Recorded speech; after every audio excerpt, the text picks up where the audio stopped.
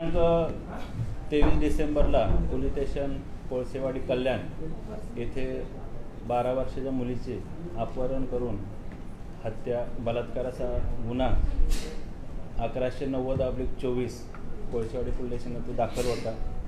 त्या गुन्ह्यामध्ये जो फरार आरोपी आहे विशाल गवळी वय वर्ष 30 राहणार कल्याण हा फरार होता।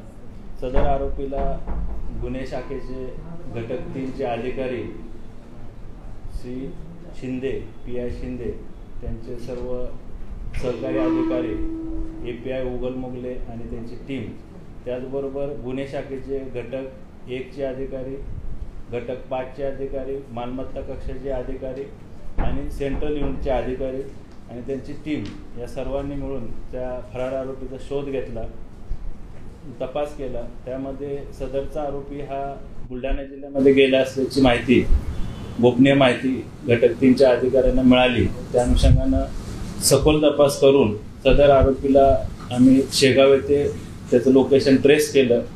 त्याचं वास्तव्य आम्हाला तिथं असल्याचं तपासामध्ये निष्पन्न झालं। त्या अनुषंगानं बुलढाणा जिल्ह्याचे पोलीस अधिकारी, तिथले अंमलदार, स्थानिक पोलीस यांची मदत घेऊन युनिट 3चे अधिकारी आणि अंमलदारांनी त्याला ताब्यात घेऊन पुढील कारवाईसाठी आम्ही त्याला कोळसेवाडी पोलीस स्टेशनला हँडओव्हर केलं होतं पुढच्या कारवाईसाठी।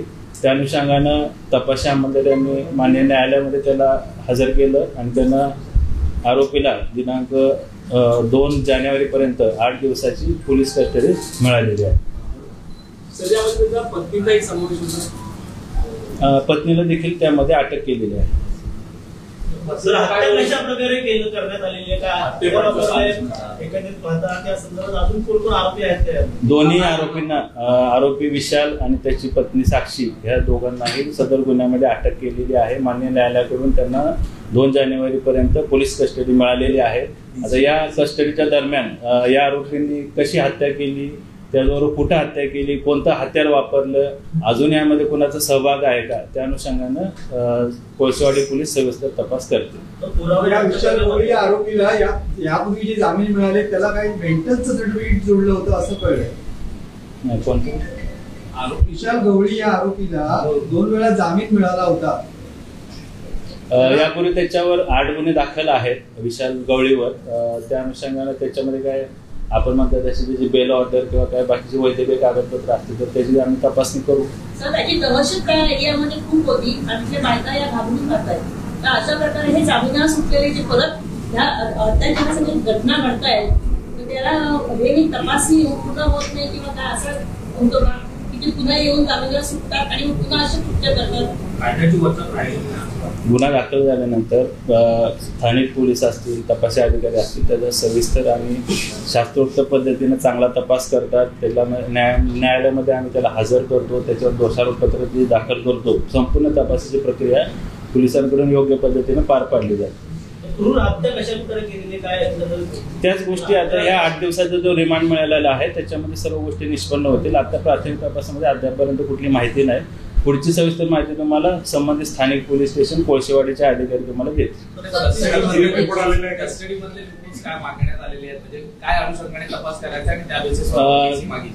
पोलीस कस्टडी रिमांडमध्ये सदर आरोपीनं गुन्हा करताना कुठल्या ठिकाणी गुन्हा केलेला आहे, कोणता हत्यार वापरलेला आहे, कशा प्रकारे गुन्हा केलेला आहे आणि इतर ज्या काही पुरावे आपल्याला त्याच्यामध्ये हस्तगत करायचे आहेत, आरोपीचा सहभाग कसा आहे, इतर कुठल्या आरोपीचा सहभाग आहे का, त्या अनुषंगाने पोलीस कस्टडी मागितली। पळून जाण्यात इतर कोणी मदत केली होती एक्सप्रेस मधनं ज्यावेळी ते गेले, आणि दुसरं महत्वाचं म्हणजे की मद्यप्राशन केलेलं होतं का?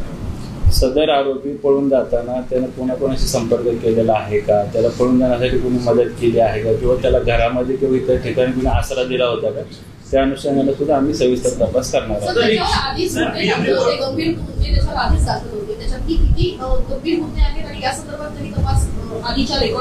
त्याच्यावर यापूर्वी 8 गुन्हे दाखल आहेत आणि त्या गुन्ह्याची सद्यस्थिती किंवा त्याबाबत इतर अधिकची माहिती स्थानिक पोलिसांना तुम्हाला देतील। त्या सर्व गोष्टी या तपासामध्ये निष्पन्न करणार। पोलीस कस्टडीमध्ये जो गुन्हा केल्यानंतर तो कुठं गेला, त्यानं काय काय गोष्टी केल्या, कुणाला भेटला, कुठं थांबला वगैरे या सर्व गोष्टी तपासामध्ये आता निष्पन्न होतील। सर हिंदी में बता दीजिए कल्याण में जो घटना घटी है उसको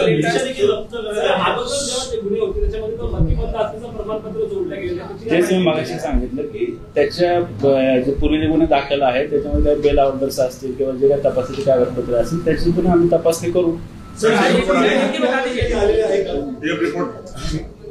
मेडिकल रिपोर्ट मध्ये अत्याचार विषय आले कुणाची पीडितेवरती काय वाद वगैरे झाले त्या गोष्टी आता सगळ्या तपासात येतील ना.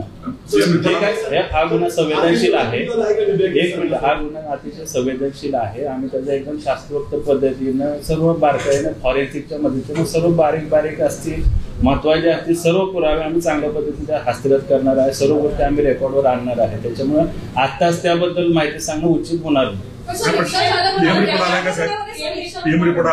त्या सर्व गोष्टी तुम्हाला नंतर तपासामध्ये स्थानिक पोलीस स्टेशन माहिती देईल त्याबद्दल जे काय आता जे 1190/24 मध्ये जे कलम लावलेले आहे तपासात अधिकचा काही पुरावा निष्पन्न झाला तर त्या अनुषंगाने कायदेशीर कारवाई अधिकची कलम आम्ही लावून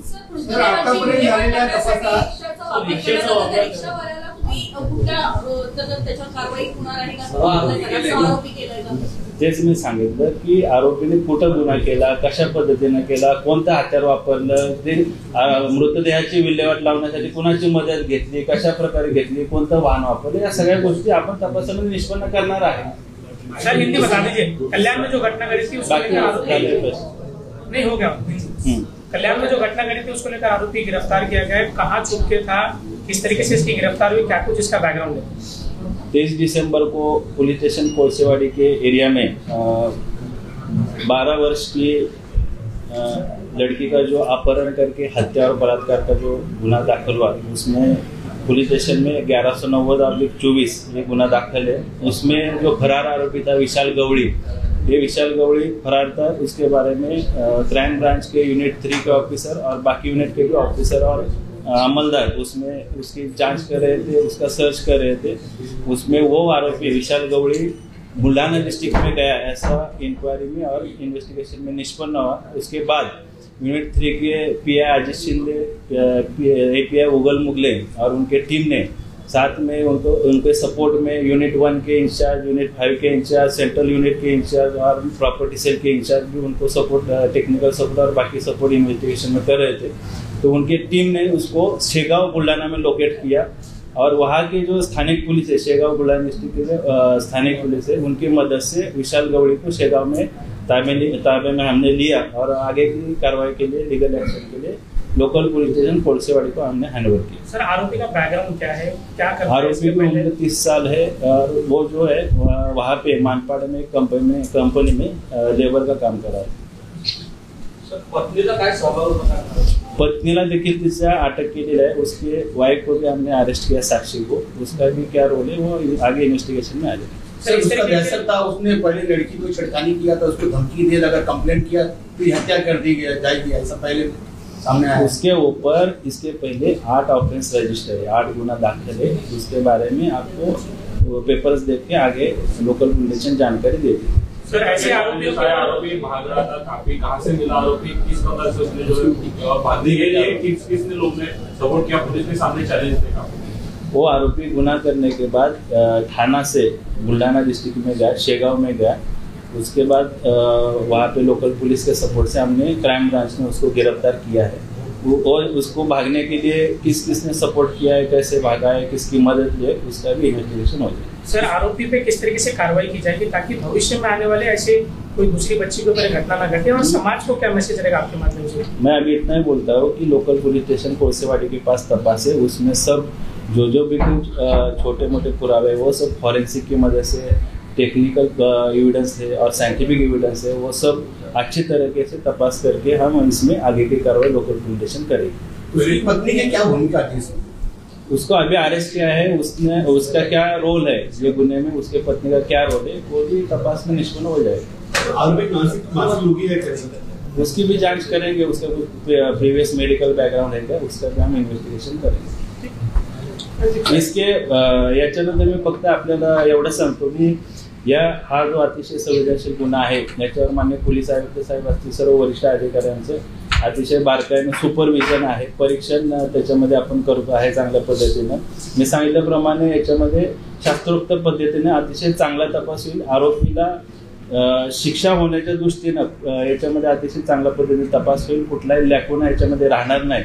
त्याचबरोबर या केससाठी विशेष अभियोक्ता स्पेशल काउन्सिलची नेमणूक करण्याची देखील कारवाई आमच्याकडून झालेली आहे. शासन स्तरावर त्याचा लवकरच निर्णय होईल. त्याचबरोबर सदरचा खटला हा फास्ट ट्रॅक कोर्टात चालावा त्याची देखील आम्ही कारवाई केलेली आहे. त्याचा देखील निर्णय तात्काळ होईल. जाधव साहेब, एक महत्त्वाचा प्रश्न होता. शिवसेनेचे आमदार बालाजी केणेकर त्याची नंतर बोला. या संदर्भात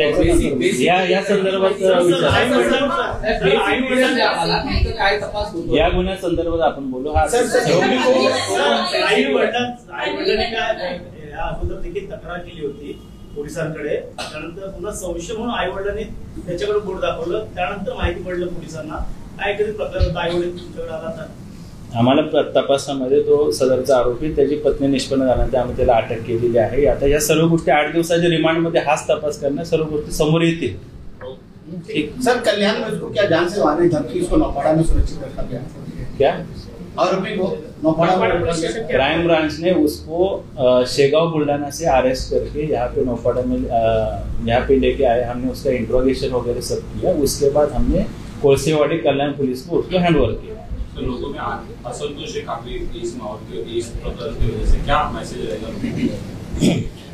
मैं पुलिस की तरफ से इतना आह्वान करूँगा कि हमारा इसके बारे में जो महिला अत्याचार और महिलाओं के बारे में जो घटना होती है इसके लिए हम प्रिवेंशन में हर स्कूल, कॉलेजेस और जो भी कुछ सामाजिक संगठन है सोसाइटी में जाके हर जगह जाके हम अवेयरनेस कर रहे हैं. हमारा स्पेशल लेडीज प्रोटेक्शन के लिए हमारा स्पेशल स्क्वाड भी है और इसके बारे में जो कुछ एनजीओ है वो एनजीओ की मदद से भी हम उसमें अधिक से अच्छा काम कर रहे हैं प्रिवेंशन के बारे में. और जो भी ऐसे केस रजिस्टर होती है, फिर भी कुछ केस रजिस्टर होते हैं मोलेस्टेशन की हो, रेप की हो, कुछ लोग उसमें एकदम बारकाई से अच्छी तरह से साइंटिफिक एविडेंस के साथ पूरा अच्छा तपास किया जाए ताकि आरोपी को उसमें सजा मिले.